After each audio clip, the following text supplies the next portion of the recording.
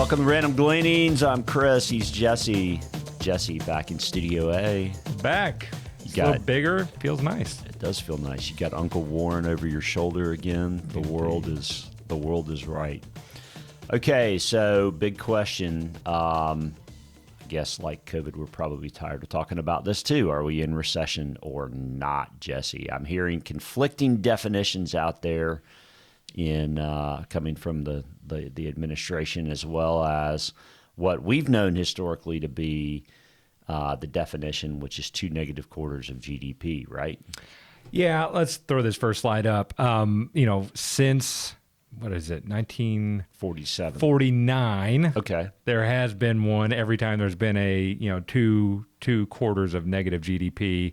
And as you said, the administration is suggesting that after this has just occurred by the end of June, that we're not in a recession. So GDP is gross domestic product, and it was negative for the first quarter of 2022, and it was negative for the second quarter as well.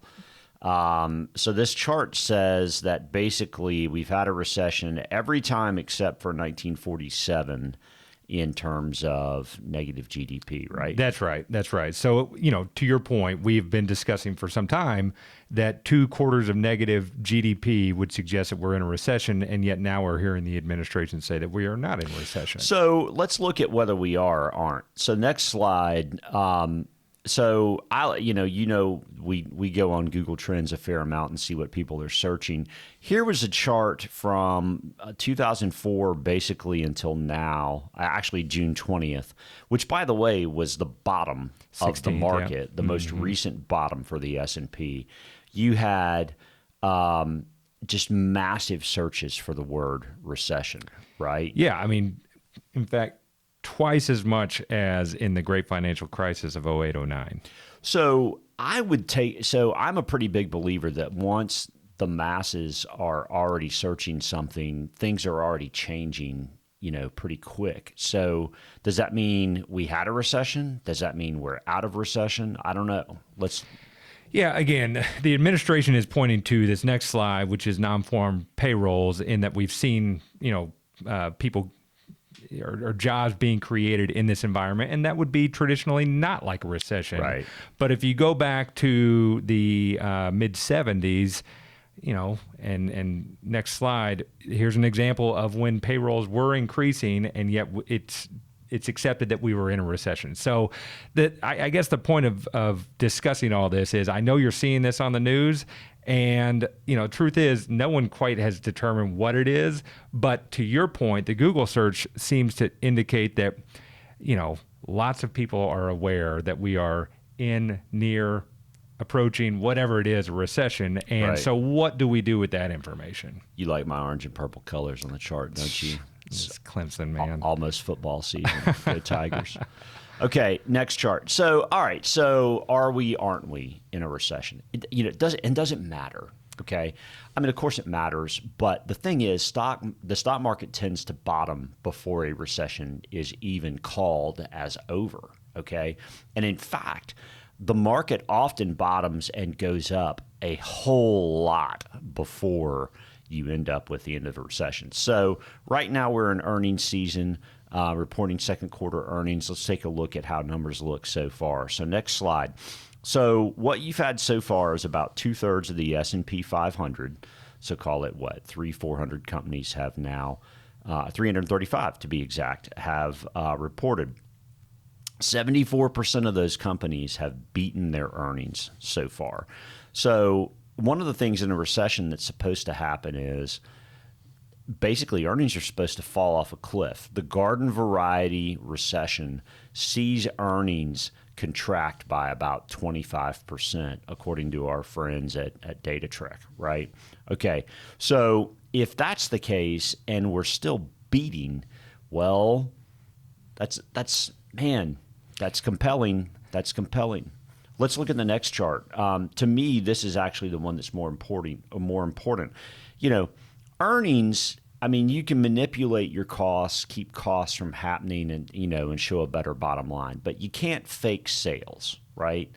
So again, 335 companies, 68% of those companies in the second quarter have beaten their earnings estimates, or excuse me, their revenue estimates or sales estimates by an average of about 3.5% so far. And if we look at the next chart, if you look at year over year sales growth, those numbers are pretty good. If you look at the S&P actual numbers that have been put up so far, you've had about a 15% year over year sales increase. That's a big deal.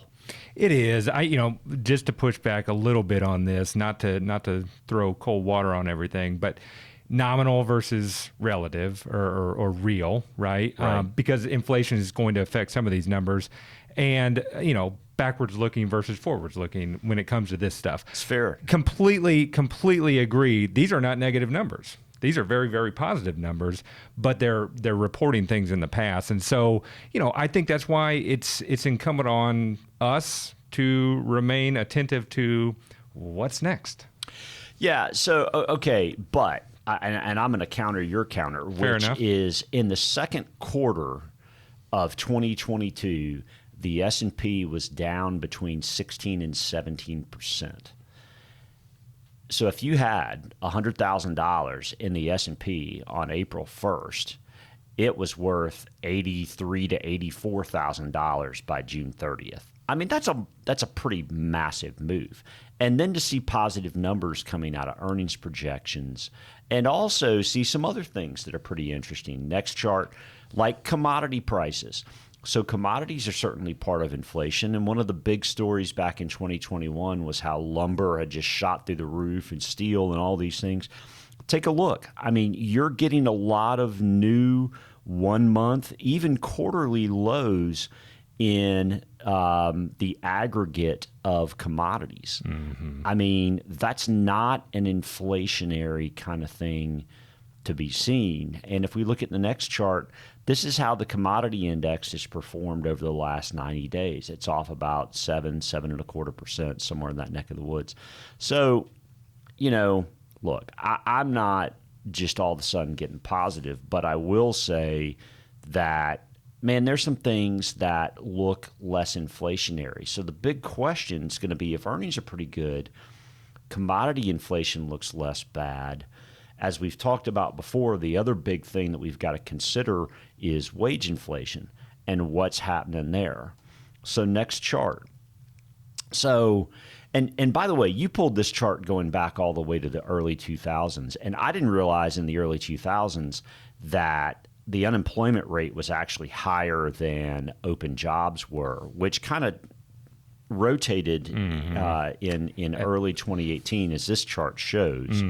So, I mean, what you've got here are job openings in the United States from, call it mid-2017 until now, right? And then and that's the purple line. And you've also got an orange line, which is your unemployment rate in the United States.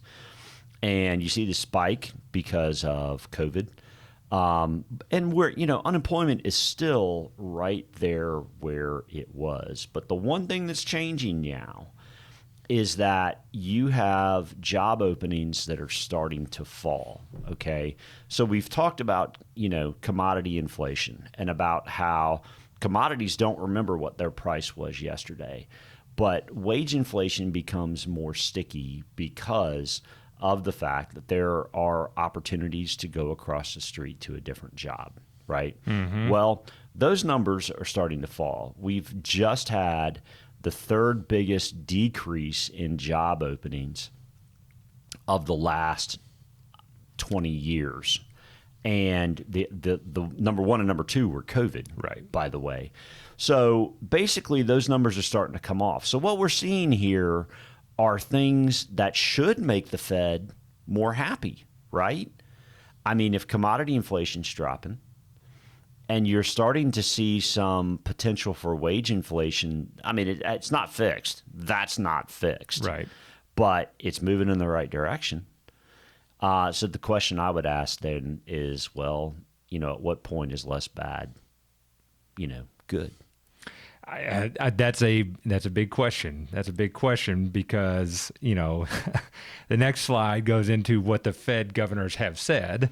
And Neil Kashkari has said, basically, there's been a misinterpretation of market participants in what it is that they intend to do, but it gives them the opportunity to do more. And so, I don't know what that portends in regards to the next 6 months or the next 9 months, but I just think ultimately there's a lot of crossing signals out there, and it's again, it's just important to stay attuned and stay flexible. Yeah, so Kashkari says we're a long way from backing off, and you hear other Fed governors that are speaking in a very hawkish manner out there in the public. I think we're back to the lip wedge a bit. I joke a lip wedge is a term where people playing a sport, are running their mouths, as a way to get in the heads of their opponent.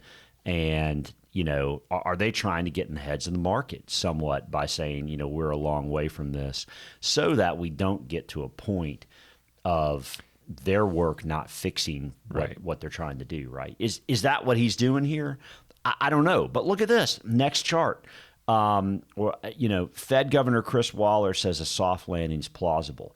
Now, if you listen to most folks out there in the financial world, they will tell you that is an impossibility.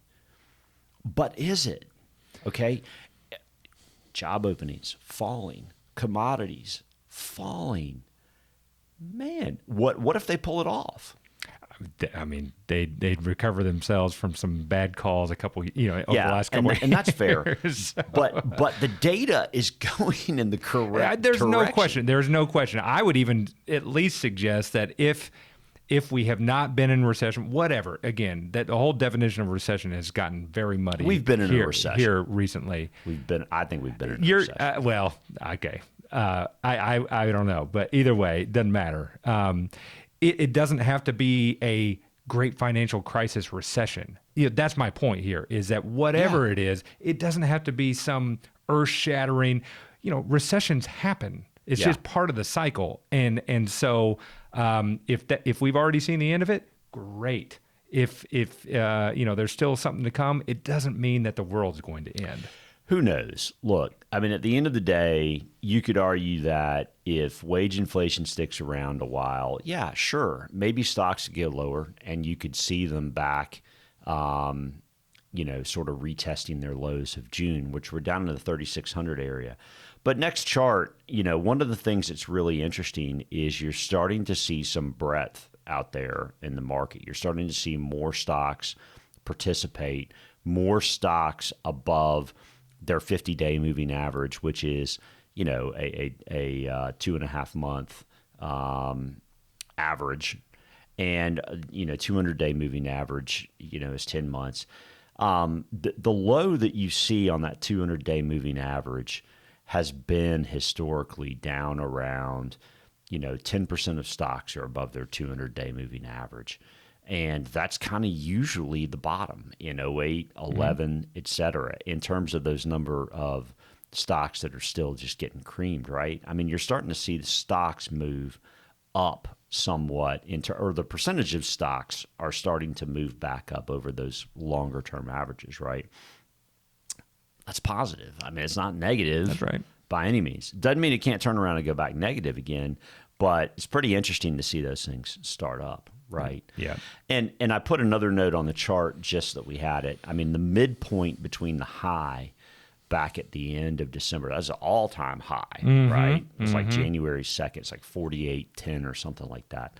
And the bottom, which I think was 36.26, the midpoint is 42.43. And as of this recording, the S&P is 41.41. So, I mean, we're kind of heading back toward kind of that midpoint, Yep. And I mean, we could, who knows? I mean, we could retrace from there back to those all-time lows, or, break through it and keep going. Right. And that's, I think it's important to know those levels, because there are some significance to those things that, quite frankly, most of,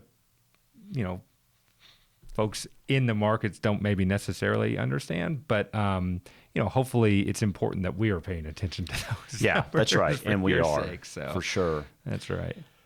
All right, that's all I got. Yeah, man. We missed seeing you all for a little couple of weeks, but glad to be back. Glad to be back in Studio A. Hit subscribe if you would on YouTube and keep up with us. Hit the bell if you want to get a notification when we post something new.